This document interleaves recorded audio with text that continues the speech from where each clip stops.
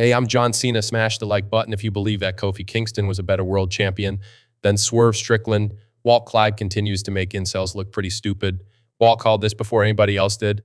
So what do I think about the trios, tables, ladders, and chairs match? It was a very good match. It was a train wreck. But I'm very, very confused, right? Why is Pac-Man teaming up with Cesaro and Wheeler useless? I'm like, where have I been? Since when those guys were a damn tag team? I'm lost because I could have sworn Pac-Man was not in the BBC. So what happened to the goddamn BBC? I've never seen Pac-Man and Dean Ambrose on the same team. So since when is Pac-Man a member of Team BBC? I mean, will he be a replacement for Daniel Bryan? Like, I'm confused. Bruh, I watch Dynamite every week. And since when Pac-Man is teammates with Wheeler, Useless, and Cesaro? I'm like, where have I been? But overall, what do I think about Pac-Man and Cesaro and Wheeler, Useless winning the trios tag team titles? I think it was bad booking. Like, why? Why would you give them the trios championships? I would have gave it to the Gun Boys. Why not put it back on Bullet Club Gold? Because I feel like, listen, you got to keep on pushing Juice Robinson, OJ, the Juice Man Robinson. They did not deserve to drop those belts. So I'm like, listen, nobody cares about work rate. Why would you give the trios belts to the boring BBC? Now, maybe Pac-Man can add some fire to that dead-ass group, because let's be honest, the BBC is a dead group. Will Pac-Man add something? Maybe. But keep the belts on Bullet Club Gold. Like, why not? Like, they had no reason to take the belts off of Bullet Club Gold. I don't get it. But this was a very, very good match. A train wreck. That was a great spot. I saw Nick Wayne's World. He did a Canadian Destroyer on, I think it was fucking Malachi Black. It was like a suicide dive Canadian Destroyer on through a table. That was great stuff. Man, they teased Juice, the Man Robinson. They teased him possibly putting Nick Wayne's super thick mom through a table. I'm like, hold on, bro. That was major heat. That might have been the spot of the night. The possibility of OJ, the Juice Man Robinson, putting Nick Wayne's World's super thick mom through a table? Man, just imagine if she would have did it. Like, I've never seen that before. Somebody's mom going through a table? Good Lord. She would have been a badass if she would have did that spot. That would have popped the audience like crazy. But yes, this was bad booking. Why does Tony Khan Man love boring work rate tag teams? You see, this is why the Lucha Bros are gone. Now, last time I checked, what happened to the Death Triangle? Bruh, the Lucha Bros are still under contract. Can we please tell stories? So, is Pac-Man still friends with Penta and fucking Ray Phoenix? Why is he Trios Tag Team Champions with the BBC? Like, can we please tell stories that make sense? Either OJ, the Juice Man Robinson, or the Gun Boys, or Christian Cage, Killswitch, and Nick Wayne's World. Either those two teams should have won. Not boring ass BBC. Now with Pac added. I'm like, wow. Since when is Pac-Man a member of the BBC? Like, what are you doing? Now, let's give a round of applause to Big Booty Timeless Toni Storm for being the greatest all-elite fake pro wrestling women's world champion of all time. Nobody has been better than Big Booty Toni Storm. I think she was champion for like 1 year. Man, she was a great fighting champion with a great character. What do I think about this match against her and sexy ass Miss May? That was a very great match. That match had tons of story development in that match. Tons of storytelling in that match. Obviously, I did pick Miss May to win this match. Because listen, Miss May has been very, very hot. She has been on a very, very hot streak. So she deserved to beat Big Booty Timeless Toni Storm. Oh man, Big Booty Timeless Toni Storm, man, she really put over Miss May. The fact that she agreed to get pinned by her own finisher, usually people don't get pinned by their own finisher. That's more so a heat spot, right? Nobody gets pinned by their own finisher. I can't see Cody Rhodes being pinned by the Crossroads. That would never happen. But Big Booty Timeless Toni Storm, man, you gotta give her a round of applause for putting over a new young star in Miss May. Sexy ass Miss May. I think Miss May will be a great champion. I don't think maybe a whole year, but give her a decent 6-month title reign just to see how it goes. But man, she is getting better and better and better. And to my knowledge, Miss May hasn't been here for a long time. So this is a quick rise. And here's why I feel sorry for Big Booty Timeless Toni Storm. For a whole year, she has been carrying this company. A whole year, she has been carrying boring ass Dynamite. She is the only bright spot. Even though Tony Khan, man, can't book worth shit. Remember when Miss May made Big Booty Timeless Toni Storm bleed? Okay, I think 1 hour prior, we seen Daniel Bryan bleed, which took away all the heat from the spot. My God, that's like so amateur. Listen, unless it's XPW, ECW, we should not be seeing blood multiple times in one show on a Dynamite, you stupid dumb fuck. It took away the heat that Miss May had on Big Booty Timeless Toni Storm. That pissed me off. Bruh, I'm still pissed off. Why would you have Daniel Bryan bleed before Big Booty Timeless Toni Storm bleeds? That's bad booking. Bruh, less is more, right? It's like that's overkill. That's the definition of overkill. Multiple people bleeding on your show. That's called amateur indie booking. You are a TV show on TNT, TBS. What are you doing?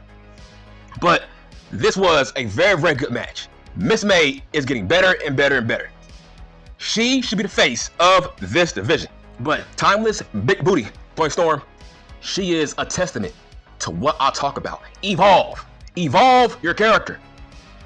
Toni Storm has evolved her character these past 2-4 years. That's why I'm a huge fan of Big Booty Timeless Toni Storm. That's how you do it. She was a great women's world heavyweight champion. And man, I feel sorry for Toni Storm. She carried this program. So let's talk about Mr. Annoying Chris Jericho versus Hook. Now, my biggest takeaway in this match was I heard that Big Bill, Big Cass, he lost to Hook this week in the UK. But I heard that Big Bill, Big Cass was very, very over with that audience. And here's why. Because the All Elite fake pro wrestling fans are fed up. They are tired of seeing big men become jobbers. You see, the word is now out. Your brand has been exposed as being bullies towards big men. All Elite fake pro wrestling, they are bullies towards big men, and now the audience, they are now smart now. The audience have now taken notice. They know that this company hates big men. And they knew, the crowd knew that Big Cass was going to lose. That's why he was over. That's why they were cheering him, showing him support. And I heard that they turned on Hook because they knew the outcome. They knew this small man was going to embarrass Big Cass. And I heard that he put Big Cass to fucking sleep. Bro, you can't make that make sense. Stop doing this. This is fake. You can't do this, man. You can't make the audience look dumb. That's not realistic. Hook cannot beat Big Cass in a wrestling match. That's not realistic. You can't book that to make sense. So that's my point. The audience have now smartened up.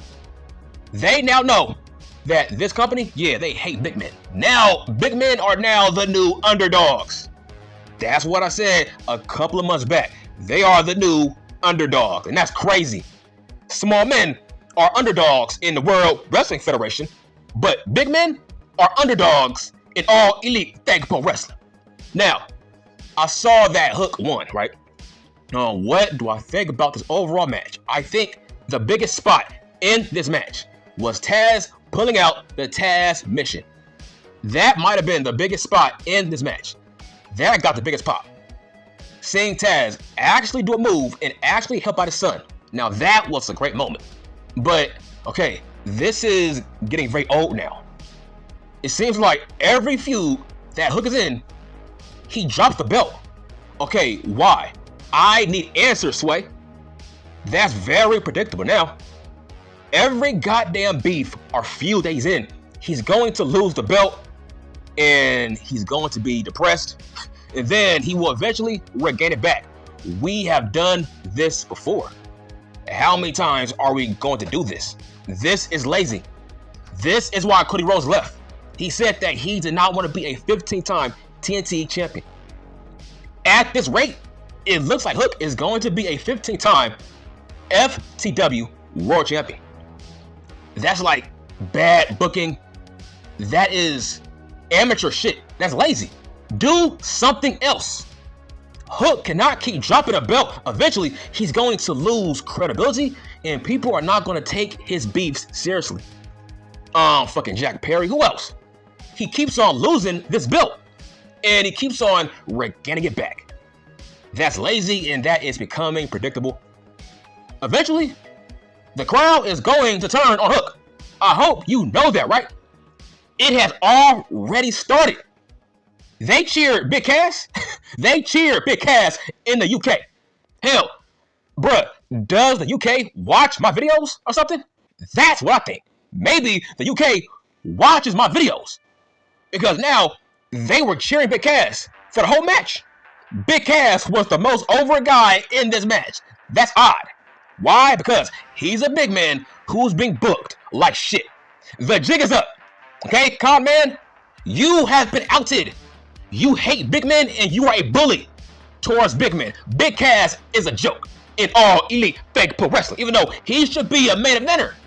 He should be your Diesel. He should be your Kevin Nash. Like, when Big Cass was in TNA, he was a beast. But now he is back to being a job guy. Like, why? He is being booked like Jake Hager. That's what he is. That's how Con Man books big men. He don't take them seriously. He made Jack Swagger a fucking bodyguard. He made Wardlow a 2-time bodyguard.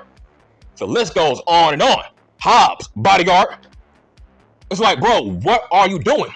All right, so the next match is the Bucks versus FTR and Bowens and Caster.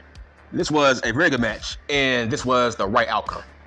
The Bucks deserved to win this match because Caster, Bowens, and FTR, they had no heat. The crowd don't really care about the Acclaimed and the fucking Revival, okay? Like I said, FTR, they are only good for one thing, and that's having matches with the Bucks. Those guys are a boring tag team if they are not facing the Bucks. The only reason they came to All Elite Fake Pro Wrestling was because of a fucking tweet. Facts. Remember that cringe tweet? It was, I think it said, the day that the Revival fight the Bucks, people will rejoice. And I'm like, man, fuck you. That's a cringe tweet. So they wanted to make the Smarks happy. So they left the World Wrestling Federation to come to boring ass All Elite Fake Pro Wrestling. And to me, they have been exposed. They are only good for one thing, and that's fighting the Bucks. If they are not fighting the Bucks, nobody cares about them. This match was a testament to that fact. They are only good for one thing. And listen, Max and Bowens, man, Con Man really jumped the ball with that tag team. They are just the same old scissor this, scissor that. I'm like, it feels like Con Man don't care about this tag team division. When in doubt, book FTR in the Bucks. When in doubt. That's not good. What happened to the best tag team fake pro wrestling was in All Elite Wrestling. See, that did not age well. You see, you can't keep that up. Look, this company was made off the backs of hating Vince McMahon. Their point was, well, Vince don't care about tag team fake pro wrestling. Well, it looks like Con Man don't care about tag team fake pro wrestling as well. Well, to me, that aged great. That was a great concept because Con Man don't give two shits about tag team fake pro wrestling. The fact that the Bucks, they are barely on TV, with those titles. So what happened to that false promise that All Elite fake pro wrestling was going to give us great tag team wrestling? They could not live up to that dumbass promise because tag team wrestling don't draw. Tag team fake pro wrestling don't draw shit. That's all. Don't convince the audience that tag team fake pro wrestling should be in the main event. No. I think that division, it is a novelty act kind of division. It should not be in the main event. It should be in the upper tier mid-card, but not in the main event. So the Bucks and FTR and Common, they broke their promise. I like the parts where they were trading finishers. That might have been the best spots of the match when they were trading finishers. But overall, I would give this match a B+, good match, and they had the right winners. All right, so what are my thoughts about the #1 contendership match? It was like a bootleg Royal Rumble. Right on cue, Ricochet is back to being a boring, bald-headed fuck. Wow, man. Such a low pop. My God. Dude, Nigel McGuinness had a bigger pop than fucking Ricochet. And yes, he's back to being Ricochet. You made a bad decision, bro. Holy fuck. Man, nobody cares about him. Okay, he was doing all his flippy-dippy bullshit. And I'm like, bruh, Ray Phoenix, Dante Martin, they do the same shit. How are you different? He does the same shit like Will Ospreay. I'm like, bro, everything you do, we always see it every Wednesday. What makes you any special? My God, yes, he does fit in. Taz said it on commentary. He said, wow, he fits right in. Duh. All he does is flippy dippy shit. I'm like, wow, please, people, let that sink in. A returning Nigel McGuinness had a bigger pop than Ricochet. That's crazy. Right on cue, his career is already flat. Right there, we are already over Ricochet in All Elite Fake Pro Wrestling. And that's what he gets. That's what he gets. I can't believe he left super thick Samantha Irvin on Raw by herself. I'm like, bro, have you seen the way she looks at CM Punk? Have you seen the way she looks at Dane Priest? I'm like, bro, it feels like CM Punk is trying to smash. So I'm like, wow, bro, like, is he gay? I'm sorry. Ricochet has to be gay. Because, bro, you don't leave super thick women like that alone. Look at Juice Robinson. The only reason Juice Robinson came to All Elite Fake Pro Wrestling is so he could be closer to his wife. Big booty, timeless, Joy Storm. Right? Facts. You don't leave a super thick female like that alone around horny ass wrestlers, especially horny ass wrestlers. You don't do that.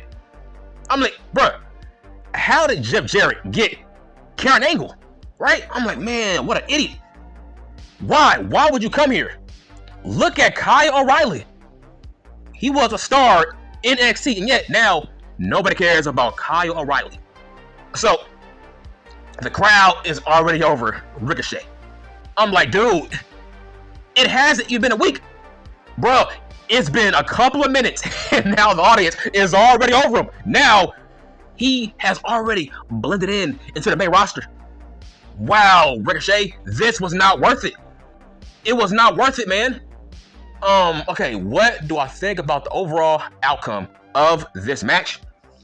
My choice was Adam Page because I feel like Adam Page has the hottest streak in this match, but I have zero issue with Christian Cage winning this match. But Ricochet, he did nothing. He ain't do shit besides do maybe 2 or 3 flippy dippy spots. My God, he already feels like a mid-carder. See, there's levels, right? There's levels to pop reactions, and here's why. Just wait. Just wait and see. When Wardlow makes his debut on Raw or SmackDown, he's going to get a huge pop, right? There's levels. Let's talk about Starks. When Ricky Starks comes on NXT, he's going to get a huge pop. There's levels. When Ray Phoenix, Penta, when they come to Raw and SmackDown, they are going to get a huge pop. Just like Jay Cargill. Fucking Ricochet, my God. He felt like just another face. based on that reaction, bruh, people are not impressed. That's facts. People are not impressed. He already feels like a regular guy. He already feels like just another flippy dippy nigga on the roster. Wow, bro, like that is crazy. I can't believe that Ricochet did this. I'm like, okay, I get it. He wanted that young moolah, baby. Okay, I get it. But overall, like, it was not worth it. He was better off being in the hands of Triple H. Man, Ricochet, just a bad move. This was bad business. Because right now, he feels like a mid-carder. That reaction, he feels like a mid-carder already. You left the World Wrestling Federation so you can be a main event guy in All Elite Wrestling. But bro, Nigel McGuinness had a bigger pop than you. Zack Sabre Jr. had a bigger pop. Orange Cassidy had a bigger pop. And we knew you were coming. My God, it's awful decision that Ricochet did. Why would you leave super thick Samantha Irvin alone with CM Junk? My God, what an idiot. Chick magnet CM Junk. Good Lord, man, what a fucking idiot. By the way, side note, my God, I hate dogs. I'm sorry, I hate dogs. Why can't you people buy cats? Okay? I hate dogs. My God. I had to close my fucking door in my room because some psychopath dog was just screeching and just barking loud outside my fucking house. I'm like, I hate dogs. Buy cats, people. Cats don't bother people. Dogs do. Stop buying dogs. I hate dogs. Damn, man, just that dog damn near fucked up my show. I'm like, buy cats. But I'm not gonna lie. I really want Adam Page to win this match. I want to see him beat Swerve Scott. I feel like out of all the guys on this roster, he makes the most sense to beat Swerve Scott for the world title. I think Counterman really dropped the ball, even though Cage is a great choice. But do I see him beating Swerve? No.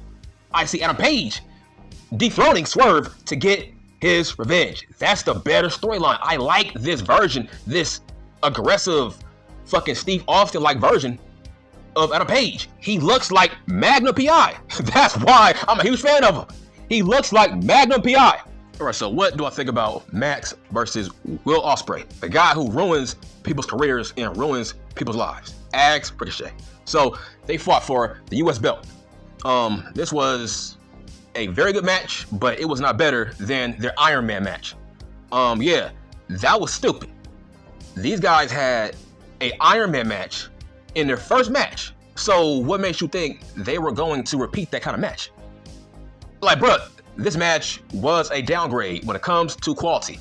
I would say the best part of this match was Max and his trash talking.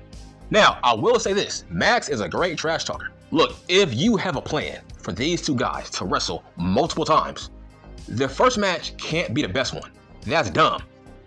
Their last match has to be better than their first match. The first match is more so an appetizer.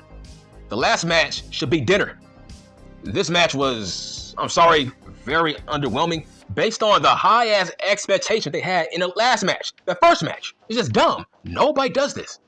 So, this was for the US belt, but yeah, the second match was not as good as their Iron Man match.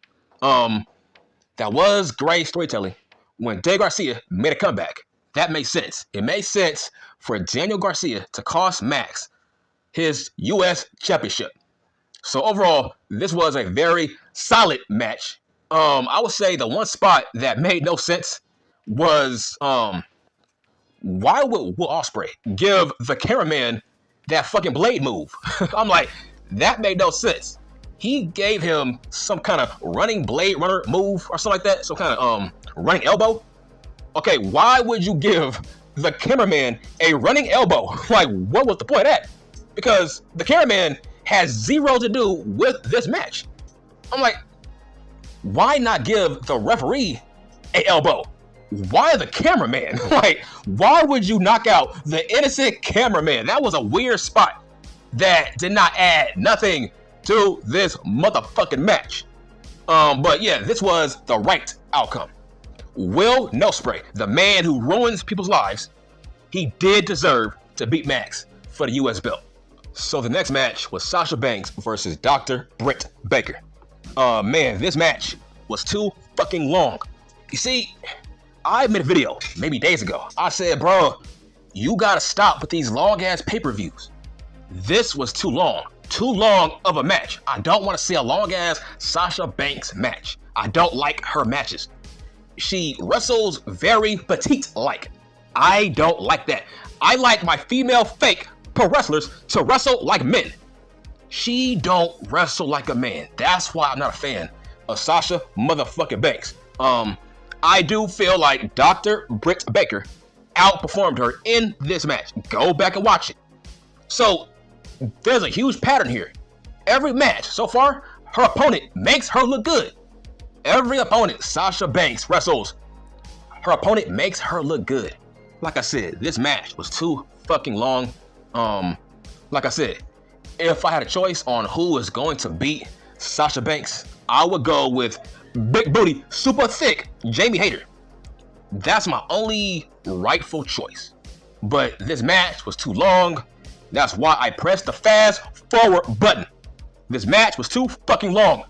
What's up with Con Man? It's like, when it comes to the World Wrestling Federation, they have excellent pacing with their pay-per-views. Excellent timing and fucking pacing. Meaning, it's not too long and it's not too short. This show is a marathon. Too fucking long. I almost fell asleep during Will Ospreay and Max. I almost fell asleep during that match.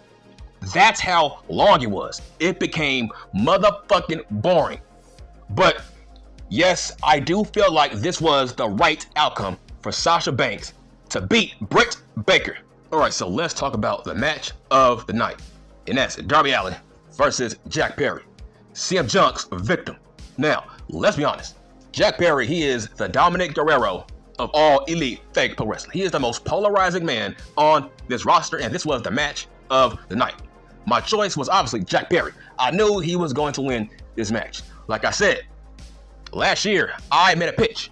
I said, this dude should be the next Raven. He should change his gimmick to being like Raven. And that's what he is doing right now as we speak.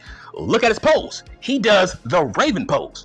So, man, Darby Allin is a crazy ass dude. Man, he has some of the craziest fucking gimmick matches. Like I said, Jack Perry reminds me of Raven. Right now, he is Raven. Because a lot of his top matches are hardcore matches.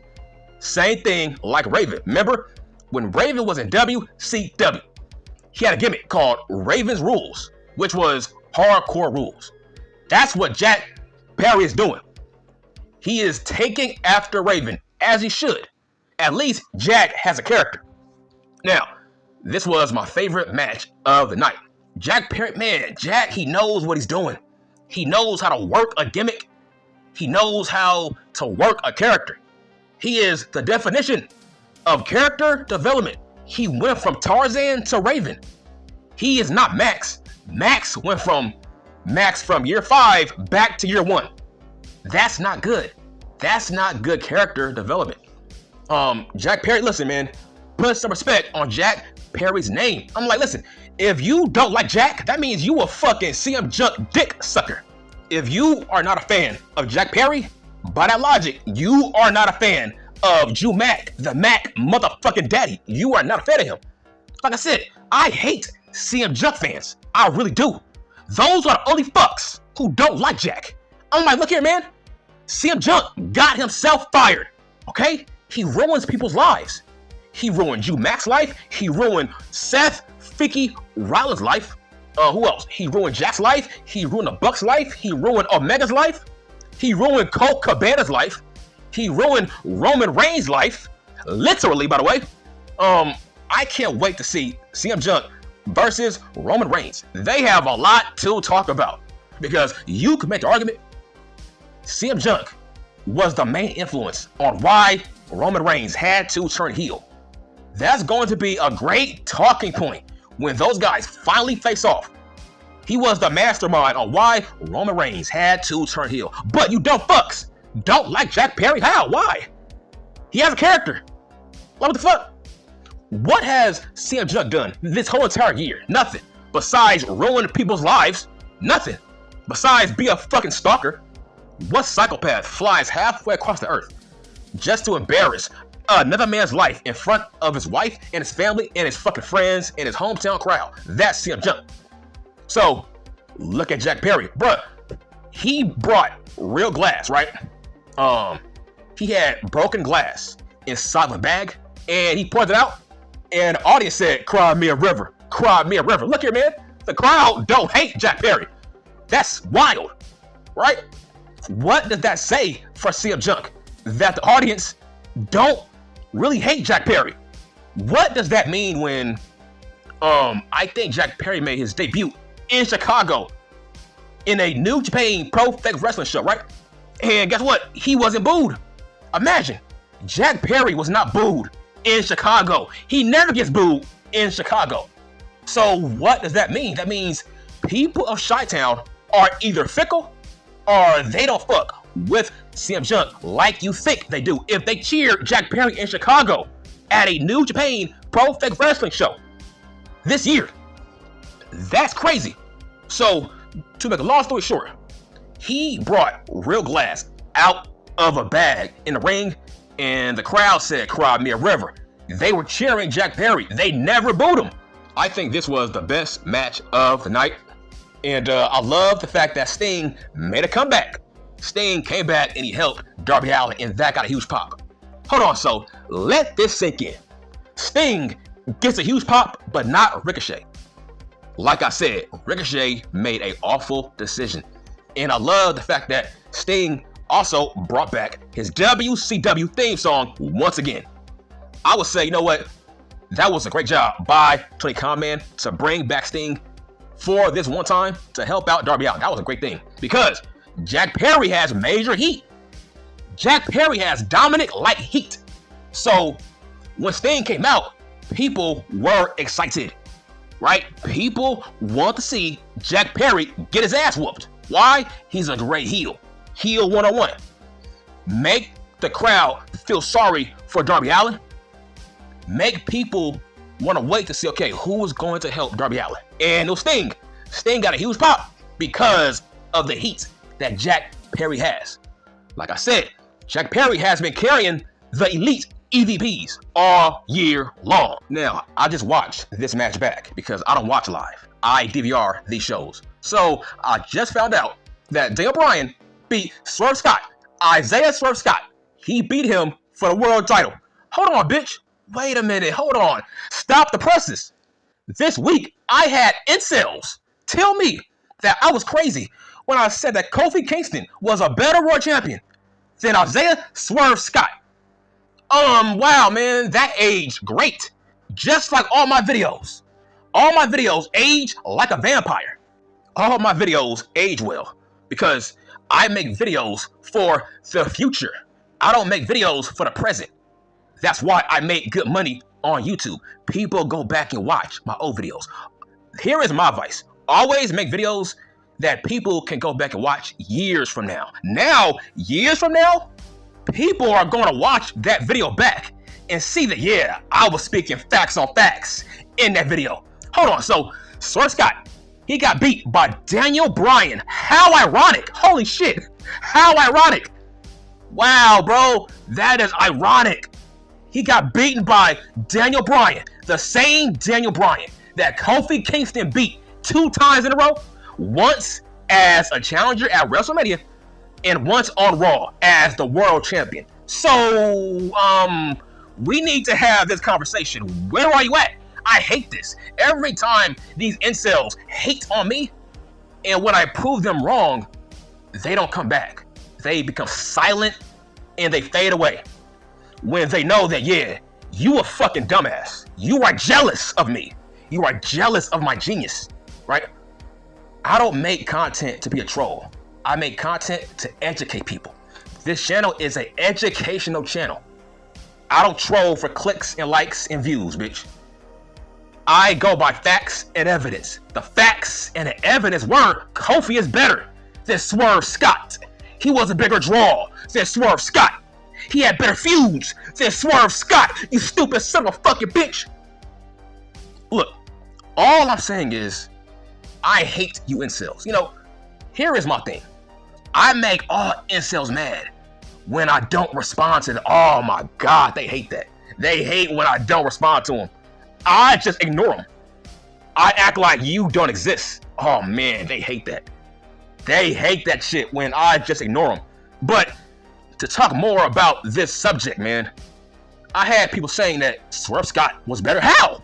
How? He is the worst AEW world champion in history. In history.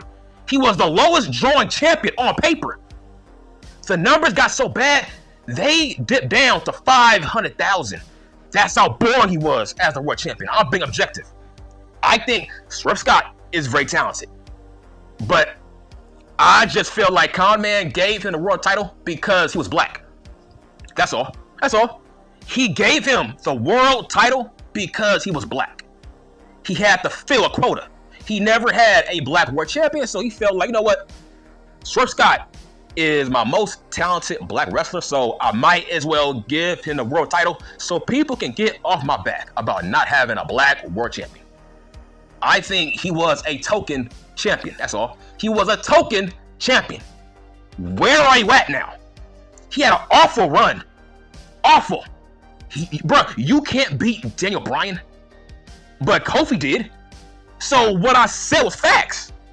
Kofi is better. Kofi is better. The fuck you talking about? He's better. You fucking clowns. You fucking clowns. Listen, if you saw me in person, you wouldn't say a word to me. That's all I'm saying.